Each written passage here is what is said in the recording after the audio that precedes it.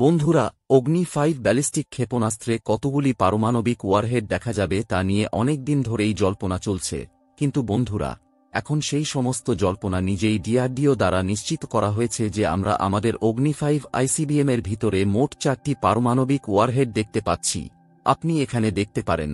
কিন্তু বন্ধুরা, এই খবরটি 2 থেকে 3টি প্রধান কারণে খুব বড় হয়ে ওঠে।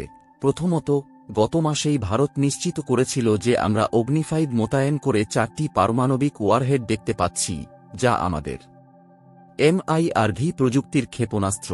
কিন্তু বন্ধুরা, যে কারণে এই খবরটি সবচেয়ে বিশেষ এবং বিশেষ হয়ে ওঠে, বন্ধুরা, এমনকি চীনের সবচেয়ে উন্নত বিমান প্রতিরক্ষা ব্যবস্থাও, তাদেরও এত ক্ষমতা নেই যে তারা কেবল সামনে থেকে আসা সেই ক্ষেপণাস্ত্রগুলি শনাক্ত করতে পারে যার মধ্যে একটি পারমাণবিক ওয়ারহেড রয়েছে।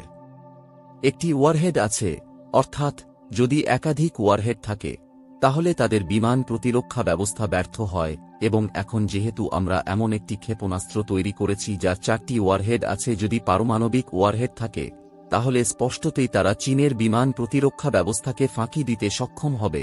তাই এই কারণে এই উন্নয়ন ভারতের জন্য খুবই বিশেষ হয়ে ওঠে। আমরা এই সম্পূর্ণ উন্নয়ন সম্পর্কে কথা বলবো। আমরা কি দেখতে পেলাম, 4টি পারমাণবিক ওয়ারহেডের অর্থ কী, এবং আপনার মনে সবচেয়ে প্রাসঙ্গিক প্রশ্নটি অবশ্যই আসবে যে ডিআরডিও এখানে এই সংখ্যাটি প্রকাশ করেছে যে আমাদের অগ্নি এফের 4টি ওয়ারহেড রয়েছে। এই সংখ্যাটি প্রকাশ করে ডিআরডিও ভূরাজনৈতিকভাবে কি অর্জন করতে চায়, এটিও আলোচনা করা হবে। আমার সাথে শুরু করা যাক। বন্ধুরা, রিপোর্টগুলি বলছে যে এটি ডিআরডিও একটি যুগান্তকারী প্রকাশ, যেখানে ডিআরডিও এখন নিশ্চিত করেছে যে অগ্নি 5 ক্ষেপণাস্ত্র, যার এমআইআরভি একাধিক স্বাধীনভাবে লক্ষ্যবস্তুতে নিক্ষেপযোগ্য রিএন্ট্রি ক্ষেপণাস্ত্র রয়েছে, এখন একই সাথে 4টি পারমাণবিক পেলোড বহন করার ক্ষমতা রাখে, এবং এটি আরও স্পষ্ট করে যে এখন আমাদের অগ্নি 5 একই সাথে 4টি ভিন্ন স্থানে আঘাত হানতে পারে। প্রথমত, এটি করে ডিআরডিও গত বছর যখন অগ্নি 5 ক্ষেপণাস্ত্র পরীক্ষা করা হয়েছিল তখন থেকে একটি দীর্ঘ অনুমানমূলক বিবৃতি দিয়েছে। অনেক লোক ছিল যারা বলছিল যে ভারতীয় সেনাবাহিনী একটি খুব রক্ষণশীল সামরিক বাহিনী, এবং এমনকি যদি অগ্নি 5-এর পারমাণবিক ওয়ারহেড থাকে তবে কেবল 2টি পারমাণবিক ওয়ারহেড থাকবে। কিন্তু একদিকে এমন লোক ছিল যারা বলছিল যে ভারত হঠাৎ করে খুব আক্রমণাত্মক হয়ে উঠেছে, এবং আমরা যদি একাধিক ওয়ারহেড সহ একটি ক্ষেপণাস্ত্র তৈরি করি তবে এর কম পারমাণবিক ওয়ারহেড থাকবে, কমপক্ষে 6টি পারমাণবিক যুদ্ধক্ষেত্র থাকবে। তাই এই ধরনের বিতর্ক অনেক দিন ধরেই চলছিল, এবং এই বিতর্ক প্রতিরক্ষা বিশ্লেষকরা নিজেদের মধ্যে করছিলেন, কারণ ডিআরডিও এখন পর্যন্ত এই বিষয়ে সঠিক তথ্য ভাগ করেনি। কিন্তু এখন ডিআরডিও এই কাজটি করে এই সমস্ত অনুমানমূলক জিনিসগুলি এখন বলা হয়েছে যে এতে 2টি নয়, 6টি নয়, 4টি পারমাণবিক ওয়ারহেড দেখা যেতে পারে। এখন কেন ডিআরডিও এই সংখ্যাটি দিয়েছে, এর থেকে আমরা কি লাভ পেতে যাচ্ছি তা নিয়ে কথা বলার আগে আমি এখানে অগ্নি 5 মিসাইল সম্পর্কে কিছু তথ্য দেব।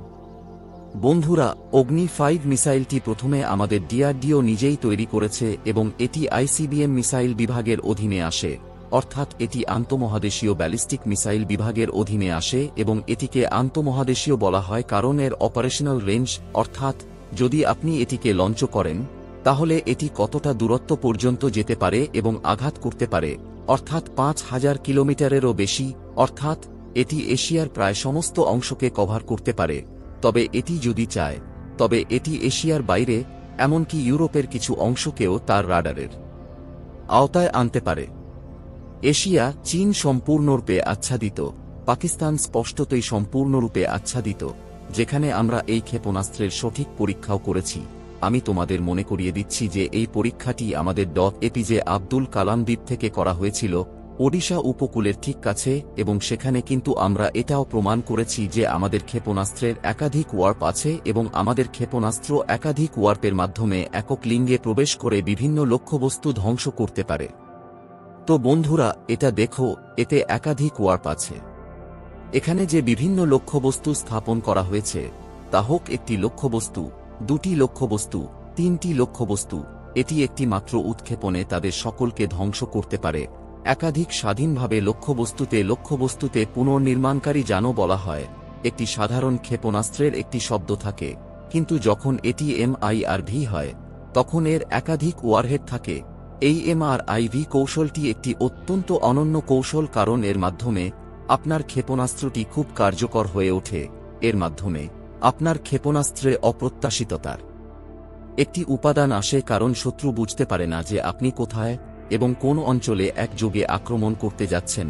এবং এখন একই MIRV প্রযুক্তি গ্রহণ করে ডিআরডিও জানিয়েছে যে আমাদের অগ্নি ফায়ার ICBM এখানে একসাথে 4টি পুনর্নির্মাণকারী যান বহন করতে পারে এবং এখানে 4টি পারমাণবিক পেলোড এবং এখানে ওজন প্রায় 50 থেকে 300 কিলোটন হতে চলেছে। এটিও ডিটারেন্ট অ্যাসফ্রেন্সের একটি অংশ। তাই ডিআরডিও এখানে যা বলেছে তার অর্থ হল আমাদের আক্রমণ করার আগে বারবার ভাবো, কারণ যদি আমাদের উপর আক্রমণ করা হয় এবং আমরা যদি প্রতিশোধ নিই, তাহলে আমরা এখানে তোমাদের উপর 4টি পারমাণবিক ওয়ারহেড নিক্ষেপ করতে পারি। এখন বন্ধুরা, আমরা এখানে যে অগ্নি 5 মিসাইল তৈরি করেছি তার সুবিধা কি? তাহলে প্রথমত, এটি MIRV টেক, তাই এটি খুবই সুবিধাজনক, কারণ এর মাধ্যমে আমাদের ডিটারেন্ট অ্যাস পজিশনিং খুব শক্তিশালী হয়ে ওঠে। আমরা এখানে খুব সহজেই বহুমুখী থ্রেড মোকাবেলা করতে পারি।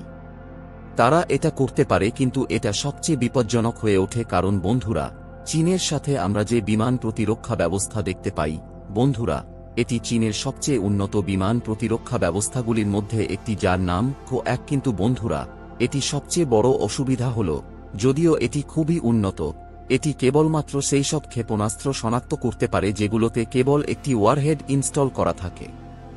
যদি এর চেয়ে বেশি ওয়ারহেড থাকে, তাহলে এটি ব্যর্থ হয়। তাই এই অগ্নি 5 ক্ষেপণাস্ত্রের মাধ্যমে আমরা মূলত দক্ষিণ এশিয়া অঞ্চলে, বা আমার বলা উচিত বৃহত্তর এশিয়া অঞ্চলে, চীন ভারত পারমাণবিক প্রতিরোধ সম্পর্কের ভারসাম্য পুনরুদ্ধার করেছি। তাই আমাদের এই পদক্ষেপ স্পষ্টতই চীনের জন্য একটি বড় ধাক্কা হতে চলেছে।